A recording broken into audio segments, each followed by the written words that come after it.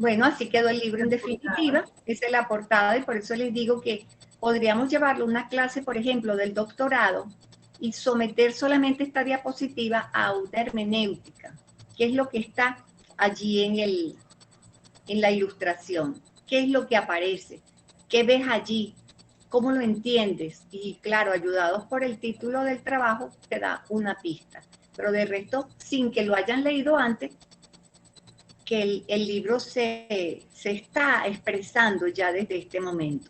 Claro, yo tengo la facilidad que me gusta el dibujo, pero si no, tú te ligas con alguien con quien tú vayas hablando y te vaya dando ideas, a veces muy locas o muy buenas, pero bueno, eso es maduración. Lo del libro de verdad que es un proceso de maduración. Siguiente, Luisa, por favor. Ajá, listo. Ya lo hablamos, eso fue lo que les leí de María Gabriela en el 2018, es Familia Fraterna. Bien.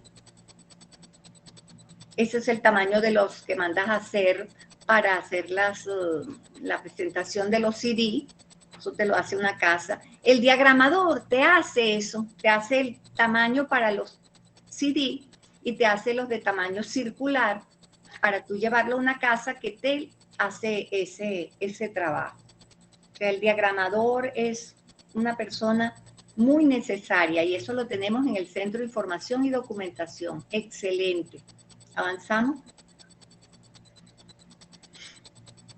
Ahí lo están viendo, las partes que he mencionado. Avanzamos. Mi nieta otra vez. Le dije que... Ah, bueno. Esta Luis, esta es magnífica. Lola, otra. Ajá, sí, pero se explica con la siguiente, no hay problema. Ajá. Dime la otra. En Tertulia Cuatro Gatos, es una biblioteca, la llaman librería allá en Orlando, Estados Unidos, y yo me incluí allí en Tertulia Cuatro Gatos, y bueno, en esas cosas salió la conversa de este libro y después lo llevé. Y bueno, resultó magnífico porque había muchos venezolanos, muchísimos venezolanos, y de otras, de Latinoamérica también. Pero es un espacio, la tertulia Cuatro Gatos, de el arte, esencialmente es la lectura, continuamente están leyendo. Y bueno, tener el libro en mis manos, que me lo mandó a imprimir mi hija allá en Estados Unidos, yo lo llevé en el correo, sirvió porque entonces presenté el libro allá y ahora aquí me dice la profe Cleidy que se va a presentar en la FILU este año. Lo que son las fotos, ¿no? Este señor que está allí de camisa roja, qué lástima, él falleció en el comienzo del COVID por el COVID, murió. Y uno ve, oye, la transitoriedad de la vida, ¿no? Que en un momento conoce a una persona y no sabes qué poco le quedaba de vida. Siguiente, Luisa. Esa, en Tertulia Cuatro Gatos, alguien fue del Consulado de México y nos invitó a ese encuentro de tertulias y presenté el libro allí con todo este grupo. Es bello, son venezolanas, maracucha, valenciana. Wow, qué cosa tan sabrosa haber compartido con ellos en ese tiempo. ¿Qué te quiero decir? Mira, que tener un libro, ¿verdad? Que como que te abre puertas, te abre puertas para conversar, para la gente le interesa mucho saber qué hiciste, cómo lo hiciste y cómo es que se monta. Entonces, por eso yo digo, una de las primeras cosas hay que reafirmar mucho que uno tiene muchas cosas, sobre todo los profesores, los docentes, tenemos muchas cosas que transmitir. Lo que nos falta es darle la forma orgánica de cabeza, tronco y extremidades, ¿no? De no dejarlo disperso. Siguiente. Este muchacho es de aquí, del estado de Oriente, y estaba allá. Entonces, yo había llevado algunos libros que se iban a llevar a una universidad ahí en Florida, y agarré uno de esos para regalárselo a él, porque qué sabroso fue que cuando yo estaba hablando y él interviene, se sabía cantidades de cosas de Alejandro Moreno.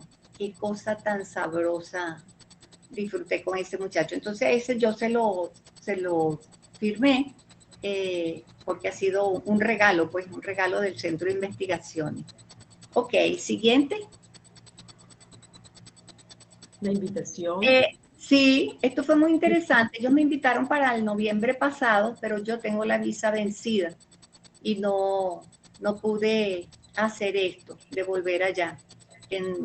Por el lado familiar es fabuloso porque mi hija se fue con este éxodo obligado de los venezolanos. Está viviendo allá, van a cumplir 5 años. Pero bueno, con el problema de la visa, ustedes saben que conseguir la visa es bastante laborioso y bastante cuesta arriba. Ok, Luisa.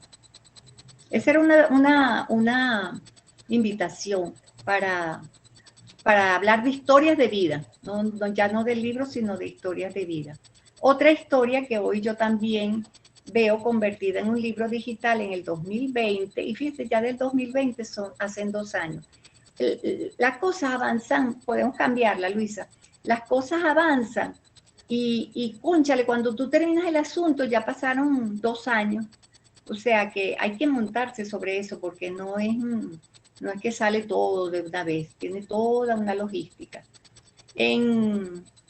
Hace muchísimos años yo hice una historia con un tío mmm, de mi lado paterno, una figura emblemática, bueno, trabajador. Y entonces en esa entrevista que le hice, que se va a convertir en la historia de vida de Armando González, también él, en esos días que yo me pasé en su casa, porque esto implica que a veces tú te vayas 4 y 5 días de tu casa a pescar lo que estás buscando. Y consiguió esta foto y ahí está el historiador, uno de ellos, digamos que es el tercero, si lo ves de aquí de la derecha hacia adentro, es el tercero, ese sería Armando. Pero lo interesante que el segundo del lado derecho está Armando, el tercero. Y del lado izquierdo, el segundo es mi papá, porque es hermano de mi papá. Esa historia de Armando González, también la historia de mi familia, y eso lo hace más fascinante, ¿no? La siguiente. Esas fotos, ya ahora yo no dibujé, sino que las fotos que él me dio, miren, Manufacturas Caran, en los años 30 y pico, llegando al 40, ahí está mi papá, José Luis, y está Armando también. Ahí comienzan parte de los trabajos de ellos. Empezaron a trabajar a los 8 y a los 10 años los muchachitos. Mi papá era de 10 y su hermano Armando era de 8. Y qué maravilla que me dio esas 2 fotos. Siguiente. Ahora van a verla cómo se convirtieron en el libro. Aquí está la parte de atrás del libro, que también nuevamente tiene un escrito que me hizo alguien que conocía el trabajo, porque es que con el padre Moreno hubo por lo menos un año, año y pico, que nos dedicamos a la historia de Armando. Pero la historia de Armando tiene 17 cassettes y yo no los he llegado a desgrabar todos. Apenas estamos trabajando con 7. Y, y de verdad que la vida de nosotros, la vida del humano, no da para tanto. O sea, nuestra vida es demasiado corta para todo lo que podríamos hacer y que no podemos porque nuestra biografía es pequeña, pequeña realmente. La siguiente, Luisa.